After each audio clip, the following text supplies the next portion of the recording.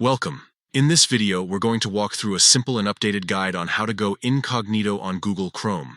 If you've ever wanted to browse the web privately without saving your search history, cookies, or site data, incognito mode is the tool you'll want to use. Let's get started. First, open Google Chrome on your device. This can be on your computer, phone, or tablet. Once Chrome is open, look at the top right corner of your screen. You'll see three small vertical dots, which is the menu button. Go ahead and tap or click on those dots to pull up the menu options. From here, you'll see several choices, but for going private, select New Incognito Tab. When you do this, a new window or tab will open with a darker theme that shows you are now browsing in incognito mode. While in this mode, Chrome won't save your browsing history, cookies, cached files, or any information you enter on forms.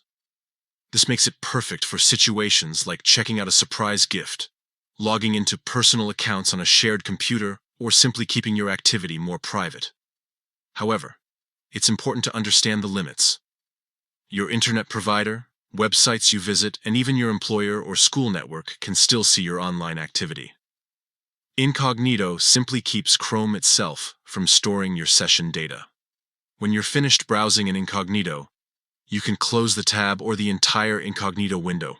Once it's closed, all of your private activity will disappear from your device. If you want to return to private browsing at any time, just repeat these steps. Open Chrome, tap the three dots in the corner, and select New Incognito Tab. And that's it. It's a quick and easy way to keep your browsing more private and ensure Chrome doesn't keep a record of your activity.